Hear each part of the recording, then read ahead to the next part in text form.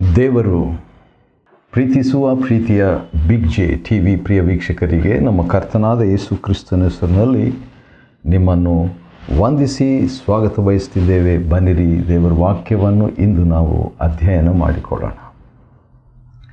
ಇಂದಿನ ನಮ್ಮ ಅಧ್ಯಯನ 1 Timothy first epistle to ಟಿಮೋಥಿ chapter 6 6ನೇ ಅಧ್ಯಾಯ. 1 ತಿಮೋಥಿ 6ನೇ ಅಧ್ಯಾಯದಲ್ಲಿ ನಾವು ನೋಡುವಾಗ ಹೊಸ ಒಡಂಬಡಿಕೆಯಲ್ಲಿ ದೇವ ಮನುಷ್ಯನು, ಮ್ಯಾನ್ ಆಫ್ ಗಾಡ್ ಎಂಬುದಾಗಿ ಬರೆದಂಥ ಏಕಮಾತ್ರ ವ್ಯಕ್ತಿ ತಿಮೋಥಿಯನು. ಯಾಕಂತೇಳಿದರೆ 1 ತಿಮೋಥಿ 6ನೇ ಅಧ್ಯಾಯ 11ನೇ ವಚನದಲ್ಲಿ ದೇವರ ಮನುಷ್ಯನೇ, ಓ ಮ್ಯಾನ್ ಆಫ್ ಗಾಡ್ ಎಂಬುದಾಗಿ ಬರೆಯಲಾಗಿದೆ. ಆದ ಕಾರಣ ದೇವ ಮನುಷ್ಯನ 14 ರಹಸ್ಯಗಳು, 14 secrets of a man of god.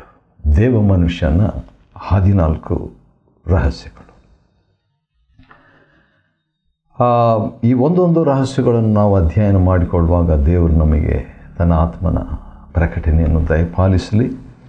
ದೇವ ಮನುಷ್ಯನ 14 ರಹಸ್ಯಗಳು, 14 secrets of a man of god. ದೇವ ಮನುಷ್ಯನ 14 ರಹಸ್ಯಗಳು. ಮತ್ತು ಈ ಒಂದೊಂದನ್ನು ನಾವುಗಳ ಅಧ್ಯಯನ ಮಾಡಿಕೊಳ್ಳುವಾಗ ದೇವರು ನನ್ನನ್ನು ದೇವರ ಮನುಷ್ಯನಾಗಿ, ನಮ್ಮನ್ನು ದೇವ ಮನುಷ್ಯರನ್ನಾಗಿ ಮಾಡಲಿಕ್ಕೆ ನಮ್ಮನ್ನು ಒಪ್ಪಿಸಿಕೊಡೋಣ. ನಾವು ಆಗಿಲ್ಲ. ಆತ್ಮಿಕ ಜೀವನದಲ್ಲಿ 3 ಹಂತಗಳಿದೆ. ಚೈಲ್ಡ್ ಆಫ್ ಗಾಡ್, ದೇವರ ಮಗು; ಸರ್ವೆಂಟ್ ಆಫ್ ಗಾಡ್, ದೇವರ ಸೇವಕರು; ಮ್ಯಾನ್ ಆಫ್ ಗಾಡ್, ದೇವರ ಮನುಷ್ಯ ಅಥವಾ ಮನುಷ್ಯ, ವಿಮನ್ ಆಫ್ ಗಾಡ್. ಹಾಗಾದರೆ ಚೈಲ್ಡ್ ಆಫ್ ಗಾಡ್ ಅದು LKG, ದೇವರ ಮಗು. ಸರ್ವೆಂಟ್ ಆಫ್ ಗಾಡ್ ಅದರಲ್ಲಿ ಬೇರೆ ಬೇರೆ ಹಂತಗಳು, ಅದರಲ್ಲಿ PUC ಮತ್ತು ಪದವೀಧರರು ಅಥವಾ ಗ್ರ್ಯಾಜುಯೇಟ್ಸು ಆಗಿರ್ಬೋದು. ಆದರೆ ಮ್ಯಾನ್ ಆಫ್ ಗಾಡ್, ವಾವ್, ಅದು ಬಹಳ ಅತ್ಯುನ್ನತವಾದಂಥ ಒಂದು PhD. ಆದ ಕಾರಣ ದೇವ ಮನುಷ್ಯರಾಗಬೇಕಾದ್ರೆ ನಾವು ಭೂಲೋಕದಲ್ಲಿ ಅದಕ್ಕೆ 14 ರಹಸ್ಯಗಳಿವೆ. ಅದನ್ನು ಒಂದೊಂದಾಗಿ ನೋಡಿಕೊಳ್ಳೋಣ, ನಮ್ಮ ಜೀವನದಲ್ಲಿ ಅನ್ವಯಿಸಿಕೊಳ್ಳೋಣ. ಮೊದಲನೇದಾಗಿ ಸಬ್ಮಿಸಿವ್ ಸರ್ವಿಸ್, ಅಧೀನ ಸೇವೆ. ಮೊದಲನೇ ರಹಸ್ಯ, ದೇವ ಮನುಷ್ಯರಾಗಬೇಕಾದ್ರೆ ಅಧೀನ ಸೇವೆ. ಹೌದು, ದೀನ ಸೇವೆ ಕೂಡ ಹಂಬಲ್ ಮಿನಿಸ್ಟ್ರಿ, ಆದರೆ ಇದು ಅಧೀನ ಸೇವೆ, ಅಧೀನತೆಯ ಸೇವೆ, ಸಬ್ಮಿಸಿವ್ ಸರ್ವಿಸ್. ಇಲ್ಲಿ ಯಜಮಾನರು, ಕೆಲಸ ಮಾಡುವಂಥವರು ಮತ್ತು ಕೆಲಸ ಮಾಡಿಸಿಕೊಳ್ಳುವಂಥವ್ರು, ಅಥವಾ ಯಜಮಾನರು, ನೌಕರರು, ಯಜಮಾನರು ಮತ್ತು ಸಿಬ್ಬಂದಿಗಳು, ಅವರ ಸಂಬಂಧದ ಬಗ್ಗೆ ಮಾತನಾಡ್ತಾ ಇದೆ. ಒಂದು ಆಫೀಸ್ ಸಿಚುವೇಶನ್, ಆಫೀಸ್ ಸನ್ನಿವೇಶ, ಕೆಲಸ ಮಾಡುವ ಕ್ಷೇತ್ರ, ಅವುಗಳನ್ನು ಸೂಚಿಸುವಂಥದ್ದಾಗಿದೆ. ಆ ಕಡೆಗಳಲ್ಲಿ, ಅಂಥ ಸಂದರ್ಭದಲ್ಲಿ ಒಬ್ಬ ದಾಸರಾಗಿರುವವರು, ಕೆಲಸ ಮಾಡುವಂಥವ್ರು ಯಾವ ರೀತಿಯಾಗಿ ತಮ್ಮ ಸ್ವಂತ ಯಜಮಾನರಿಗೆ ಪೂರ್ಣ ಗೌರವದಿಂದ ಅವರನ್ನು ಎಣಿಸಿ, ಅವರನ್ನು ತಾತ್ಸಾರ ಮಾಡದೆ ಒಳ್ಳೆಯ ಸೇವೆಯನ್ನು ಮಾಡಬೇಕು. ಆದ ಕಾರಣ ನನ್ನ ಜೀವನದಲ್ಲಿ ನಾನು ಕೆಲಸ ಮಾಡಿದಂಥ ವ್ಯಕ್ತಿಗಳನ್ನು ನಾನು ನೆನಪು ಮಾಡಿಕೊಳ್ಳುವಾಗ PLN ಮೂರ್ತಿ ಅಂತ ಹೇಳ್ಬಿಟ್ಟು ಇಂಟರ್ನ್ಯಾಷನಲ್ ಬೈಬಲ್ ಸೊಸೈಟಿಯ ನಾಯಕರು, ಥಾಮಸ್ ಮಥಾಯ್ ಅಂತ ಹೇಳ್ಬಿಟ್ಟು OMನ ನಾಯಕರು, ಮತ್ತು ಆಲ್ಡ್ರಿನ್ ಬೋಗಿ ಅಂತ ಹೇಳ್ಬಿಟ್ಟು ಬಿಬ್ಲಿಕದ ನಾಯಕರು, ಇವರ ಕೆಳಗೆ ನಾನು ಕೆಲಸ ಮಾಡಿದ್ದೇನೆ. ಮಾಡಿದಾಗ ಆದಷ್ಟು ಮಟ್ಟಿಗೆ 90% ಅಂತ ಹೇಳ್ಬೋದು, 90% ನಾನು ಅವರಿಗೆ ಅಧೀನನಾಗಿ ಸೇವೆ ಮಾಡಿದ್ದೇನೆ. ಕೆಲವು ಸಾರಿ ಮಾಡಿಲ್ಲ, ಕೆಲವು ಸಾರಿ ಆಲಸ್ಯತನ, ಕೆಲವು ಸಾರಿ ಸೋಮಾರಿತನ, ಕೆಲವು ಸಾರಿ ಕುಯುಕ್ತಿ, ಕೆಲವು ಸಾರಿ ತಪ್ಪಿದ್ದುಂಟು. ಆದರೂ ಕೂಡ ಸುಮಾರು 80-90 ಅಥವಾ 85-90% ನಾನು ಅಧೀನ ಸೇವೆ, ನನ್ನ ಮನಸ್ಸಿನಲ್ಲಿ ಅವರಿಗೆ ಅಧೀನನಾಗಿ ಸೇವೆ ಮಾಡಿದ್ದೇನೆ. ಅದೇ ರೀತಿಯಾಗಿ ನನ್ನ ಆತ್ಮಿಕ ನಾಯಕರಿಗೂ ಕೂಡ ಅಧೀನನಾಗಿದ್ದೇನೆ.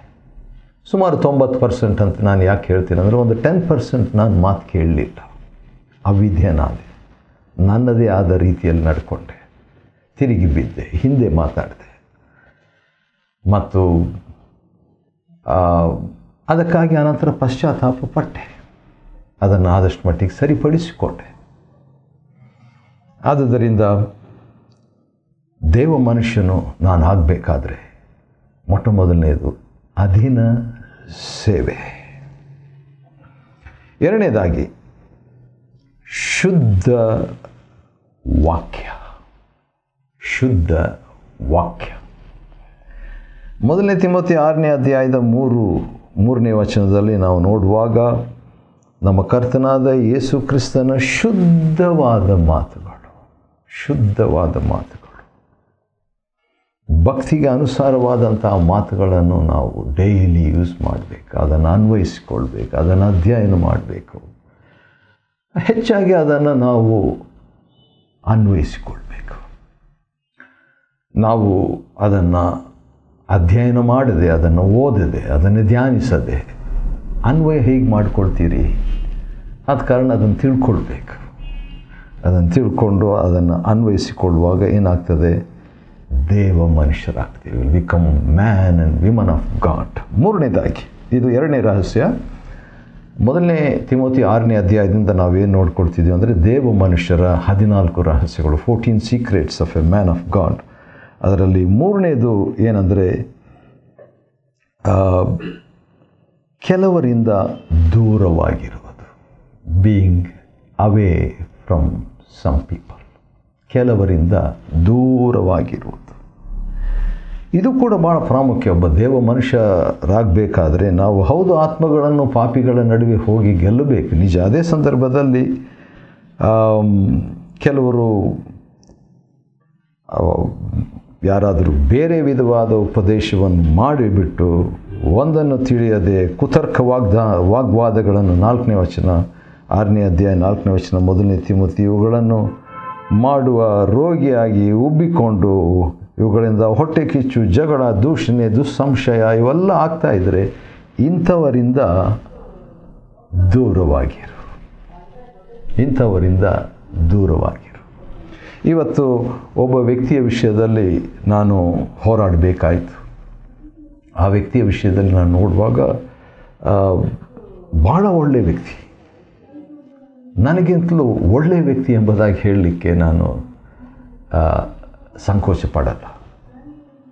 ನನಗಿಂತಲೂ ಆತ್ಮಿಕ ವ್ಯಕ್ತಿ ಅಂತ ಹೇಳಲ್ಲ, ಇರ್ಬೋದು. ಆದರೆ ನನಗಿಂತಲೂ ಖಂಡಿತವಾಗಿ ಉತ್ತಮ ವ್ಯಕ್ತಿ, ತಾಳ್ಮೆಯ ವ್ಯಕ್ತಿ, ಪ್ರೀತಿಯ ವ್ಯಕ್ತಿ.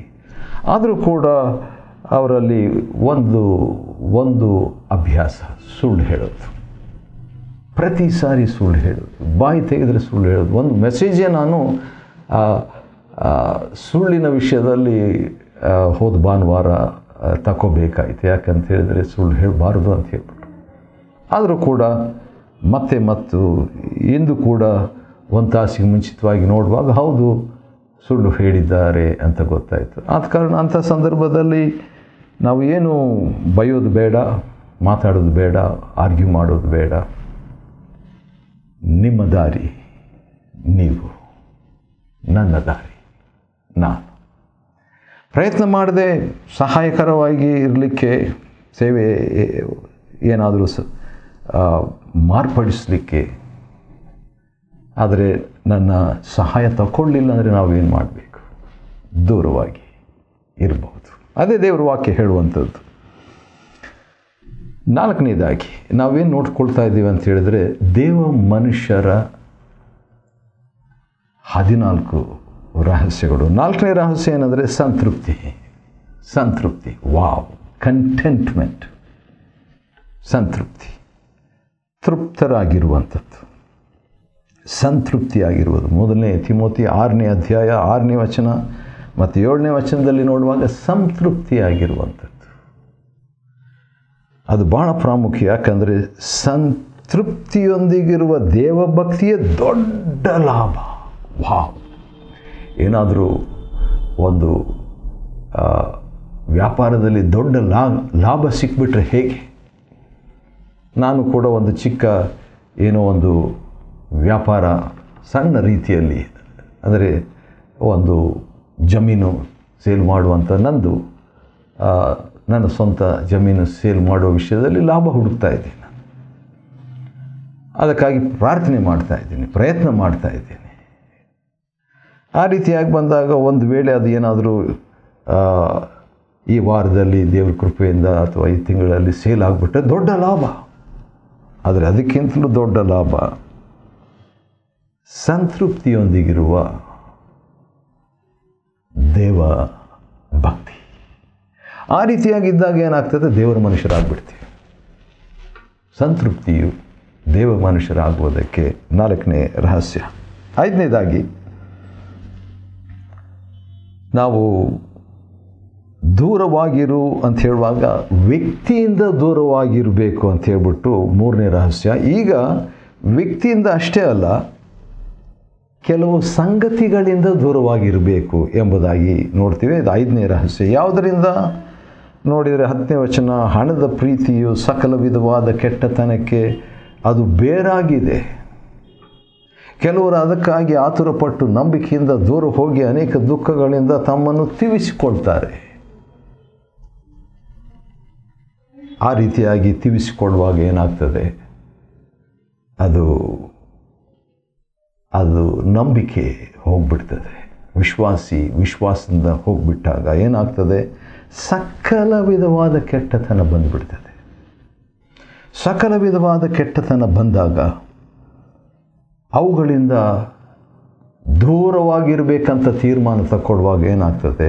ದೇವರ ಮನುಷ್ಯರಾಗ್ಬಿಡ್ತೇವೆ. ಅದನ್ನೇ 1ನೇ ತಿಮೋಥಿ 6ನೇ ಅಧ್ಯಾಯದ 11ನೇ ವಚನದಲ್ಲಿ, ದೇವರ ಮನುಷ್ಯನೇ ನೀನಾದರೂ ಇವುಗಳಿಂದ ದೂರವಾಗಿರು.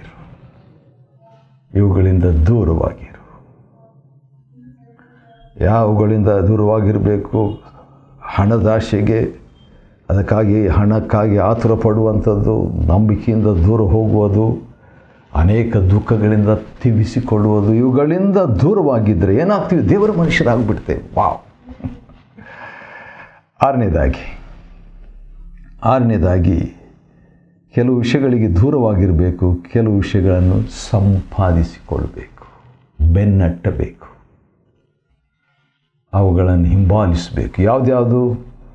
1ನೇ ತಿಮೋಥಿ 6:11 ನೀತಿ, ಭಕ್ತಿ, ನಂಬಿಕೆ, ಪ್ರೀತಿ, ತಾಳ್ಮೆ, ಸಾತ್ವಿಕತ್ವ. ವಾವ್! ಇವುಗಳನ್ನು ಪಡೆದುಕೋಬೇಕು, ಇವುಗಳನ್ನು ಸಂಪಾದಿಸ್ಕೋಬೇಕು. ನೀತಿಯನ್ನು ಸಂಪಾದಿಸ್ಕೋಬೇಕು, ಭಕ್ತಿಯನ್ನು ಸಂಪಾದಿಸ್ಕೋಬೇಕು, ನಂಬಿಕೆಯನ್ನು ಸಂಪಾದಿಸ್ಕೋಬೇಕು, ಪ್ರೀತಿಯನ್ನು ಸಂಪಾದಿಸ್ಕೋಬೇಕು, ತಾಳ್ಮೆಯನ್ನು ಸಂಪಾದಿಸ್ಕೋಬೇಕು, ಸಾತ್ವಿಕತ್ವವನ್ನು ಸಂಪಾದಿಸ್ಕೊಳ್ಬೇಕು. ಅವಾಗೇನಾಗ್ತೀವಿ? ದೇವರ ಮನುಷ್ಯರು. ಇವೆಲ್ಲ ನನಗೆ 6 ವಿಷಯಗಳು, 6 PhD ಇದ್ದ ಹಾಗೆ. ಇನ್ನು ನಾನು ಈ ಲೆಕ್ಕ ಪ್ರಕಾರ, ಈ ವಾಕ್ಯ ಪ್ರಕಾರ, ಈ ಅಧ್ಯಯನದ ಪ್ರಕಾರ ಇನ್ನೂ ನಾನು ದೇವರ ಮನುಷ್ಯನು ಆಗಿಲ್ಲ. ಆದರೆ ಕೆಲವು ಕಡೆ ನನ್ನನ್ನು ಎಲ್ಲಾದರೂ ಕೂಟದಲ್ಲಿ ಪರಿಚಯ ಮಾಡಬೇಕಾದರೆ ನಮ್ಮ ನಡುವೆ ಇಂದು ದೇವರ ಮನುಷ್ಯರು ಒಬ್ಬರಿದ್ದಾರೆ, ನಾವು ಚಪ್ಪಾಳೆ ತಟ್ಟಿ ಅವರಿಗೆ ಸ್ವಾಗತ ಬಯಸೋಣ, ಅವರ ಹೆಸರು ಇಂತಿಂಥವರು ಎಂಬುದಾಗೆಲ್ಲ ಪರಿಚಯ ಮಾಡ್ತಾರೆ. ಆದರೆ ನನ್ನ ಮನಸ್ಸಿನಾಗ ಅವಾಗ ಹೇಳ್ಕೊಳ್ತಾ ಇರ್ತೀನಿ, ದೇವರೇ ಕರ್ತನೆ, ಇನ್ನು ನಾನು ದೇವರ ಮನುಷ್ಯನಾಗಿಲ್ಲ. ನಾನು ದೇವರ ಮಗು, ಖಂಡಿತ, ಅದರ ಬಗ್ಗೆ ಸಂಶಯ ಇಲ್ಲ. ನಾನು ದೇವರ ಸೇವಕನು, ನಿಶ್ಚಯ ದೇವರ ಸೇವೆ ಮಾಡ್ತಾ ಇದ್ದೀನಿ 44 ವರ್ಷಗಳು. ಆದರೆ ದೇವರ ಮನುಷ್ಯನಾಗಿದ್ದೇನಾ? ಇಲ್ಲ. ಆದರೆ ಆಗ ದೇವರ ಮನುಷ್ಯನಾಗ ಬಯಸ್ತಾ ಇದ್ದೇನಾ? ಹೌದು. ಯಾಕೆಂದರೆ 100% ನೀತಿ, 100% ಭಕ್ತಿ, 100% ನಂಬಿಕೆ, 100% ಪ್ರೀತಿ, 100% ತಾಳ್ಮೆ, ಸಾತ್ವಿಕತ್ವ, 100% ಸಂತೃಪ್ತಿ, 100% ಅಧೀನತೆ, ಹಣದಾಶೆ ಇಲ್ಲ. ಆ ರೀತಿಯಾಗಿ ಆದಾಗ ದೇವರ ಮನುಷ್ಯರಾಗ್ಬಿಡ್ತೇವೆ, ದೇವರಂತೆ ಆಗಿಬಿಡ್ತೇವೆ. ಆ ರೀತಿ ಆಗಬೇಕಂತ ಆಸೆ. ಆದ ಕಾರಣ ಅದಕ್ಕೆ ಈ ಒಂದು ಅಧ್ಯಯನ. 6ನೇದಾಗಿ ಇವುಗಳನ್ನೆಲ್ಲ ನಾವು ಹುಡುಕಬೇಕು. ಮತ್ತು 7ನೇದಾಗಿ ನಂಬಿಕೆಯ ಒಳ್ಳೆಯ ಹೋರಾಟವನ್ನು ಮಾಡುವಂಥದ್ದು. Fight A good fight of faith. ನಂಬಿಕೆಯ ಒಳ್ಳೆ ಹೋರಾಟವನ್ನು ಮಾಡುವಂಥದ್ದು. ನಂಬಿಕೆಯ ಒಳ್ಳೆಯ ಹೋರಾಟವನ್ನು ನಾವು ಮಾಡಬೇಕಾದ್ರೆ ದೇವರ ಸಹಾಯ ಬೇಕು, ದೇವರ ಕೃಪೆ ಬೇಕು, ದೇವರ ಪ್ರಕಟಣೆ ಬೇಕು, ದೇವರ ಮಾರ್ಗದರ್ಶನ ಬೇಕು. ಹೇಗೆ ದೇವರು ನಮಗೆ ನಡೆಸಬೇಕು. ನನಗೂ ಅದರ ಬಗ್ಗೆ ಪೂರ್ತಿಯಾಗಿ ಗೊತ್ತಿಲ್ಲ. 8ನೇದಾಗಿ hold on to eternal life. ನಿತ್ಯ ಜೀವವನ್ನು ಹಿಡಿದುಕೋ. ವಾವ್, ನಿತ್ಯ ಜೀವವನ್ನು ಹಿಡಿದುಕೋ. ನಿತ್ಯ ಜೀವ ಅಂದರೆ ಏನು? ಬೇರೆ ಬೇರೆ ಅರ್ಥಗಳು. ನಿತ್ಯ ಜೀವ ಯಾರಲ್ಲಿರ್ತದೆ? ದೇವರಲ್ಲಿ. ಯಾಕಂದರೆ ದೇವರು ಸದಾ ಜೀವಿಸುವಾತನು, ನಿತ್ಯವಾಗಿ ನಿತ್ಯನಾದಾತನು ದೇವರು. ಹಾಗಾದರೆ ದೇವರನ್ನು ಹಿಡ್ಕೋ. ಅನೇಕ ಸಾರಿ ಮನುಷ್ಯರನ್ನು ಹಿಡ್ಕೊಳ್ತೇವೆ, ಮನುಷ್ಯರ ಪಾದಗಳನ್ನು ಹಿಡ್ಕೊಳ್ತೇವೆ, ಕಾಲಿಗೆ ಬೀಳ್ತೀವಿ ಅಂತ ಹೇಳ್ತೇವೆ, ಮನುಷ್ಯರ ಹತ್ರ ಬೇಡಿಕೊಳ್ತೇವೆ, ಅದು ಸಹಾಯಕ್ಕಾಗಿ ಬೇಡಿಕೊಳ್ತೇವೆ, ಮನುಷ್ಯರ ಮೇಲೆ ಆತ್ಕೊಳ್ತೇವೆ. ಕೀರ್ತನೆ 118 ಪ್ರಭುಗಳ ಮೇಲೆ ಆತ್ಕೊಳ್ತೇವೆ, ಮನುಷ್ಯರ ಮೇಲೆ ನಾವು ಭರವಸೆ ಇಡಬಾರ್ದು. ಆದರೆ ಇಲ್ಲಿ ಬರೆದಿರುವಂಥದ್ದು ನಿತ್ಯ ಜೀವವನ್ನು, ಅಂದರೆ ದೇವರನ್ನೇ ಹಿಡ್ಕೊಳ್ರಿ, ದೇವರ ಮನುಷ್ಯರಾಗ್ಬಿಡ್ತೀರಿ. Wow, hold on to eternal life and you will become a man or a woman of God. 9ನೇದಾಗಿ ಗುಡ್ ಕನ್ಫೆಷನ್, ಒಳ್ಳೆಯ ಅರಿಕೆ. 1 ತಿಮೋಥೆ 6ನೇ ಅಧ್ಯಾಯದ 12ನೇ ವಚನದಲ್ಲಿ ಒಳ್ಳೆಯ ಅರಿಕೆ. ಒಳ್ಳೆಯ ಅರಿಕೆ ಅದು ಹೇಗಿರಬೇಕು? ಹೇಗಂತ ಹೇಳಿದರೆ, ಯೇಸು ಸ್ವಾಮಿ ಪೊಂತ್ಯ ಪಿಲಾತನ ಮುಂದೆ ಒಳ್ಳೆಯ ಅರಿಕೆಯನ್ನು ಮಾಡಿದ್ರಲ್ಲ. ನಾನು ಸತ್ಯಕ್ಕಾಗಿ ಹುಡುಕಿದ್ದೇನೆ, ಸತ್ಯದವರು ನನ್ನ ಸ್ವರವನ್ನು ಕೇಳ್ತಾರೆ, ಅದಕ್ಕಾಗಿ ನಾನು ಹುಟ್ಟಿದ್ದೇನೆ ಎಂಬುದಾಗಿ ಒಳ್ಳೆಯ ಅರಿಕೆ ಯೇಸು ಸ್ವಾಮಿ ಮಾಡಿದ್ರಲ್ಲ. ಆ ರೀತಿಯಾಗಿ ನಾವು ಕೂಡ ನಮ್ಮ ಸನ್ನಿವೇಶಗಳಲ್ಲಿ ಒಳ್ಳೆಯ ಅರಿಕೆಯನ್ನು ಮಾಡುವಾಗ ದೇವ ಮನುಷ್ಯರು ಆಗಿಬಿಡ್ತೇವೆ. 10ನೇದಾಗಿ ನೋಡುವಾಗ ನಾವು ಹೃದಯಪೂರ್ವಕವಾಗಿ ಹಿಂಬಾಲಿಸುವಂಥದ್ದು ಅಂದರೆ 14ನೇ ವಚನದಲ್ಲಿ ಈ ಆಜ್ಞೆಯು ನಿಷ್ಕಲಂಕವಾಗಿಯೂ ನಿಂದಾರಹಿತವಾಗಿಯೂ ನೀನು ಕಾಪಾಡಬೇಕು. ಅಂದರೆ 100% ಹೃದಯಪೂರ್ವಕವಾಗಿ ಆಜ್ಞೆಯನ್ನು ಕಾಪಾಡುವಂಥದ್ದು. ಅದು ದೇವರ ಮನುಷ್ಯರಾಗಲಿಕ್ಕೆ 10ನೇ ರಹಸ್ಯ. 11ನೇ ರಹಸ್ಯ ದೇವರನ್ನು ಮಹಿಮೆ ಪಡಿಸೋದು, ಗ್ಲೋರಿಫೈಯಿಂಗ್ ಗಾಡ್. ಯಾಕಂದರೆ ಆತನಿಗೆ ಮಾನವು ಬಲವು ಸದಾಕಾಲವೂ ಇರಲಿ ಆಮೇನ್ ಅಂತ ಹೇಳ್ಬಿಟ್ಟು 1 ಕೊರಿಂಥ 6:16 ದೇವರಿಗೆ ಮಹಿಮೆ ಪಡಿಸುವಂಥ ರೀತಿಯಲ್ಲಿ ಬಾಳುವಂಥ ಜೀವನ. 12ನೇದಾಗಿ ದೇವರ ಮೇಲೆ ನಿರೀಕ್ಷೆ. ಆ ಮಾತು 17ನೇ ವಚನದಲ್ಲಿದೆ. ಜೀವವುಳ್ಳ ದೇವರ ಮೇಲೆ ನಿರೀಕ್ಷೆ ಇಟ್ಕೊಳ್ಳುವಂಥದ್ದು. 13ನೇದು ಚೆನ್ನಾಗಿದೆ, ಒಳ್ಳೆಯ ಅಸ್ಥಿವಾರ. ಮುಂದಿನ ಕಾಲಕ್ಕಾಗಿ ಒಳ್ಳೆಯ ಅಸ್ಥಿವಾರವಾಗುವಂಥವುಗಳನ್ನು ನಾವು ಕೂಡಿಸಿಟ್ಟುಕೊಳ್ಳುವಂಥದ್ದು. 1 ತಿಮೋಥೆ 6:19.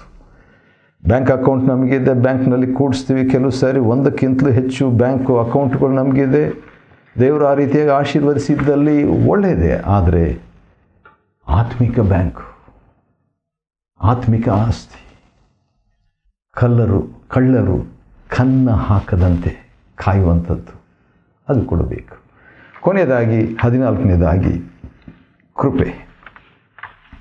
1 ತಿಮೋಥೆ 6:21 ಕೃಪೆಯ ಬಗ್ಗೆ ಹೇಳಲಾಗಿದೆ. ಆದ ಕಾರಣ ಕೃಪೆಯನ್ನು ಅನ್ವಯಿಸಿಕೊಳ್ಳುವಾಗ ಧರ್ಮಶಾಸ್ತ್ರವಲ್ಲ, ಕೃಪೆಯನ್ನು ಅನ್ವಯಿಸಿಕೊಳ್ಳುವಾಗ ಏನಾಗ್ತದೆ, ದೇವರ ಮನುಷ್ಯರಾಗ್ತೇವೆ. ಕೆಲವು ಸಾರಿ ಧರ್ಮಶಾಸ್ತ್ರವನ್ನು ಅನ್ವಯಿಸ್ಕೊಳ್ತಾರೆ, ಕೃಪೆಯನ್ನು ಅನ್ವಯಿಸ್ಕೊಳ್ತಾರೆ, ಮಿಕ್ಸ್ಚರ್ ಆಗಿಬಿಡ್ತೇವೆ. ಕೆಲವರು ಧರ್ಮಶಾಸ್ತ್ರವನ್ನು ಮಾತ್ರ ಅನ್ವಯಿಸ್ಕೊಳ್ತಾರೆ, ಪಾಪದ ಮೇಲೆ ಜಯ ಹೊಂದೋದಿಲ್ಲ ಅಂಥವರು. ರೋಮ 6:14. ಆದರೆ ಕೃಪೆಯನ್ನು ಅನ್ವಯಿಸಿಕೊಳ್ಳುವಾಗ, ಬಲ ಹೊಂದಿದಾಗ 2 ತಿಮೋತಿ 2:1-2 ಪ್ರಕಾರ, ಯೇಸು ಕ್ರಿಸ್ತನ ಕೃಪೆ 2 ಕೊರಿಂಥ 8:9 ಪ್ರಕಾರ ನಾವು ದೇವರ ಮನುಷ್ಯರು ಆಗಿಬಿಡ್ತೇವೆ. 1 ತಿಮೋತಿ 6ನೇ ಅಧ್ಯಾಯ. ಅದರಿಂದ ನಾವು ದೇವ ಮನುಷ್ಯರ 14 ರಹಸ್ಯಗಳನ್ನು ಅನ್ವಯಿಸಿಕೊಳ್ಳುವಂತೆ, ಅಧ್ಯಯನ ಮಾಡಿಕೊಳ್ಳುವಂತೆ ದೇವರು ಕೊಟ್ಟ ಕೃಪೆಗಾಗಿ ಆತನ ಸ್ತೋತ್ರವಾಗಲಿ. ದೇವರು ನಿಮ್ಮನ್ನು ಆಶೀರ್ವದಿಸಲಿ.